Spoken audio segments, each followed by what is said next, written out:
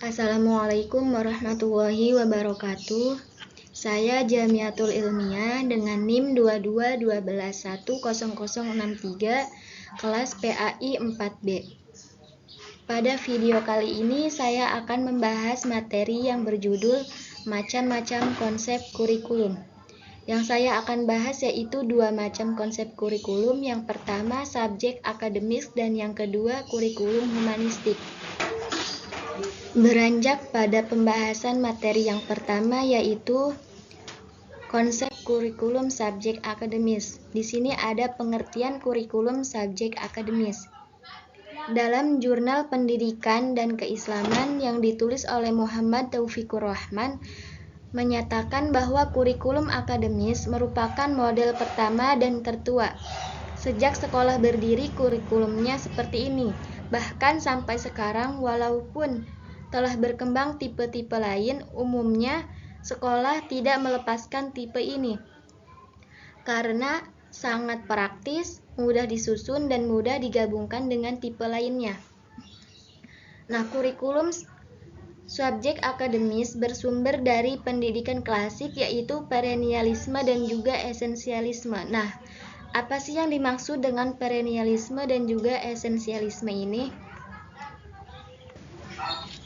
Sa'dullah dalam Mashkur 2019 berpendapat bahwa aliran perennialisme dikatakan berkembang dan maju apabila kembali kepada nilai-nilai budaya atau prinsip-prinsip yang sudah ada baik pada zaman dahulu maupun pertengahan sebagai dasar budaya bangsa-bangsa dari masa ke masa dan dari abad ke abad. Sedangkan esensialisme adalah filsafat pendidikan yang berorientasi kepada value atau nilai-nilai hasil cipta karsa manusia yang sudah ada sejak awal perkembangan umat manusia. Menurut kedua aliran filsafat ini berpandangan bahwa pendidikan itu tidak lagi memerlukan pencarian dan penemuan karena sudah cukup dengan budaya-budaya yang sudah ada sejak zaman kuno. Kurikulum subjek akademis ini memprioritaskan perencanaan program serta penyusunan bahan pembelajaran dalam disiplin ilmu tertentu. Dan dalam kurikulum subjek akademis ini bukan hanya berfokus pada materi pembelajaran yang dilaksanakan oleh peserta didik, namun juga menganalisis kegiatan pembelajaran. Contohnya itu seperti dalam aspek keimanan atau mata pelajaran akidah memakai sistematika ilmu tafsir atau Al-Quran. Sedangkan ibadah atau muamalah menggunakan sistematika ilmu fikih. Yang selanjutnya terdapat karakteristik dari kurikulum subjek akademis. Sukmadinata dalam Anda Juanda 2014 mengatakan ada beberapa karakteristik kurikulum subjek akademis yaitu yang pertama tujuan kurikulum. Tujuan kurikulum subjek akademis ini memberikan pengetahuan yang solid serta melatih para siswa menggunakan ide-ide dan proses penelitian dengan menjadikan para peserta didik ini berpengetahuan di dalam berbagai disiplin ilmu. Selain itu juga diharapkan para siswa memiliki konsep dan cara-cara yang dapat terus berkembang di dalam masyarakat. Ada beberapa tujuan kurikulum subjek akademis diantaranya yaitu yang pertama, mengembangkan kemampuan berpikir rasional. Contohnya itu seperti ketika kita hendak melakukan sesuatu, maka kita memikirkan terlebih dahulu sebab akibat dari keputusan yang kita ambil. Yang kedua, melatih siswa cakap melakukan penelitian ilmiah. Tujuan kurikulum yang ketiga, siswa mampu mengembangkan pengetahuannya dalam masyarakat luas. Yang keempat, sekolah harus memberi kesempatan kepada para peserta didik mewariskan kebudayaan klasik. Nah, sedapat mungkin mereka menguasai dan memperkaya kebudayaan klasik tersebut. Yang kelima, siswa harus menguasai pelajaran liberal art, yaitu pelajaran bahasa, sastra, matematika, ilmu alam, sejarah, geografi, dan ilmu sosial. Karakteristik kurikulum subjek akademis yang kedua yaitu metode pembelajaran. Metode pembelajaran kurikulum subjek akademis ini dominan menggunakan metode ekspositori dan metode inquiry. Nah, metode ekspositori ini lebih menekankan pada proses bertutur guru dalam menyampaikan materi pelajaran.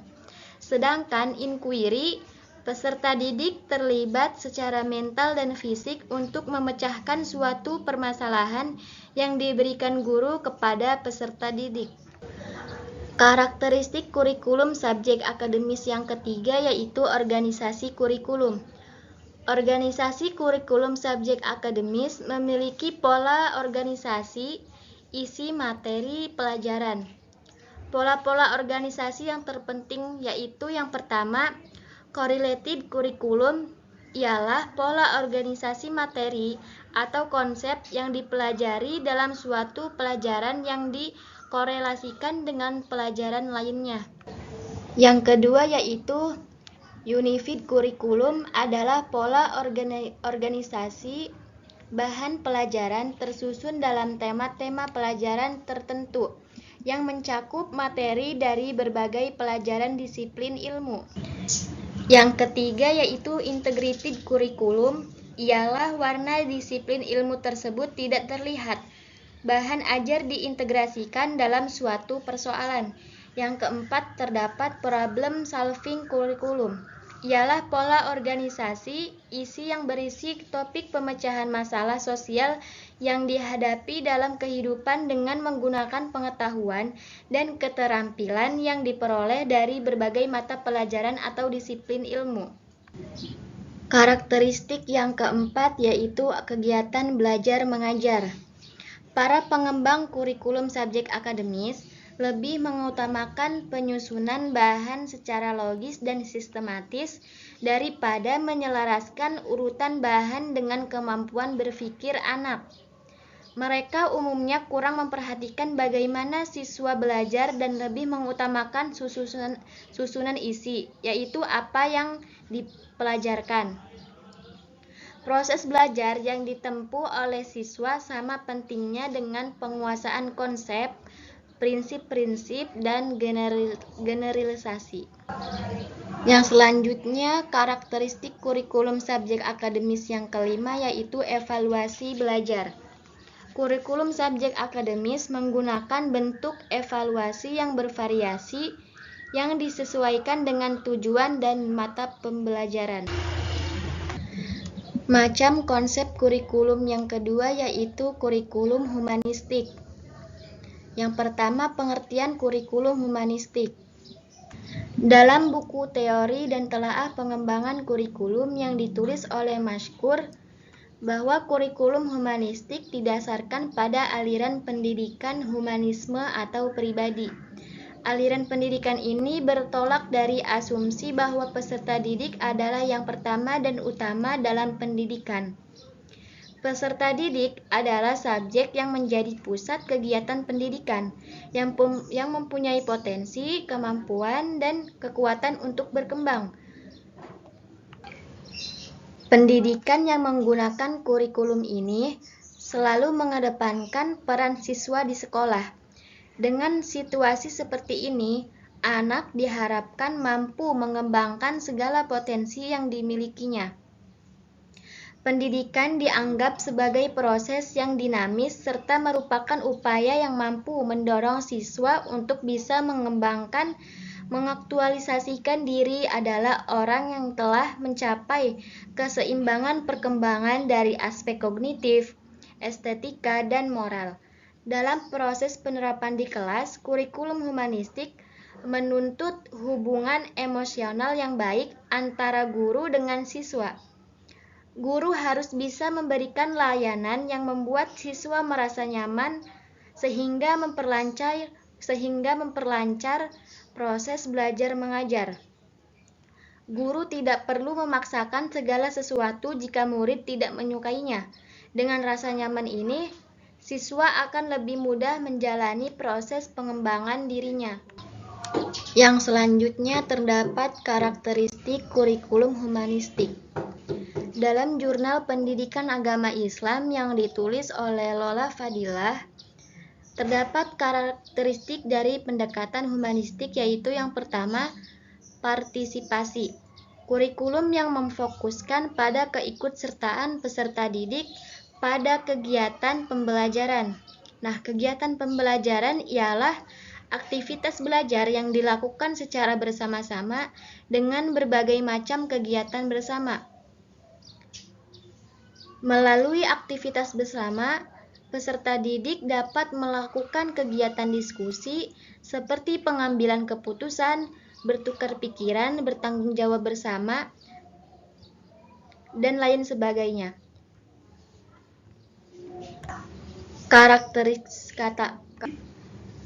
Karakteristik yang kedua yaitu integrasi. Dengan berbagai kegiatan kelompok, maka akan terjadi interaksi, pemahaman bersama, pertukaran pemikiran, dan aktivitas bersama. Yang ketiga, relevansi. Materi pembelajaran sesuai dengan kemauan dan keperluan, karena diadopsi dari dunia dan oleh peserta didik sendiri. Yang keempat, karakteristiknya yaitu pribadi anak. Maksudnya, proses pembelajaran memberikan tempat yang paling utama pada pribadi peserta didik. Yang terakhir, ada tujuan. Pembelajaran ini memiliki tujuan untuk mengembangkan kepribadian peserta didik secara keseluruhan, yang sinkron dengan dirinya dan lingkungan secara menyeluruh. Kurikulum humanistik mempunyai tujuan pendidikan, yaitu untuk menciptakan kepribadian yang sesuai dengan keadaan yang ideal, proses pertumbuhan, integritas, dan otonomi. Pada dasarnya, kurikulum dengan pendekatan ini banyak dipengaruhi oleh psikologi angkatan ketiga yang mengharapkan adanya kematangan pada jati diri peserta didik, di mana kegiatan pembelajaran dibebaskan untuk selalu berekspresi, bertindak, melakukan percobaan, bahkan sampai dengan menimbulkan permasalahan. Adapun peran pendidik untuk peserta didik yaitu yang pertama, mendengarkan secara menyeluruh pendapat peserta didik tentang pendapat yang ada. Yang kedua, menghargai peserta didik. Yang ketiga, berbuat sebagaimana adanya dan tidak direkayasa.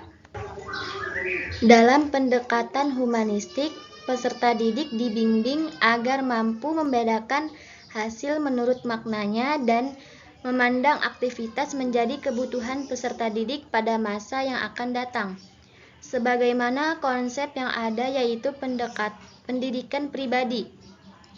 Pada pendekatan ini, peserta didik diberikan tempat yang paling utama. Pada kurikulum ini memfokuskan pada integritas. Maksudnya yaitu kesatuan tingkah laku, bukan hanya pada kecerdasan tetapi juga pada emosional peserta didik. Adapun acuan pada kurikulum ini yaitu sebagai yang pertama, integritas secara keseluruhan, efeksi peserta didik baik dari segi sikap, nilai, dan kognisi yang mencakup kemampuan dan juga pengetahuan. Yang kedua, kesadaran dan kepentingan. Yang ketiga, respon pada hal-hal tertentu. Misalnya, kedalaman pada suatu keterampilan. Dapat disimpulkan bahwa kurikulum ini diharapkan memberikan kontribusi untuk mengarahkan manusia pada fitrah yang telah dimilikinya, yaitu sebagai sebaik-baiknya manusia. Manusia yang manusiawi dimunculkan pada Pendidikan humanistik ini bermaksud untuk menciptakan manusia yang berpikir dan berkemauan yang juga bertingkah laku sesuai dengan nilai-nilai luhur yang mampu mengalahkan sikap individualis dan egois dengan sifat kasih sayang, saling hormat menghormati, menghargai hak-hak setiap manusia dan menghargai pendapat.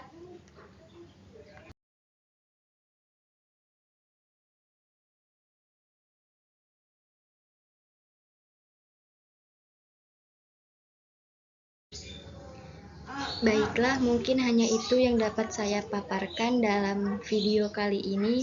Kurang lebihnya mohon maaf. Wassalamualaikum warahmatullahi wabarakatuh.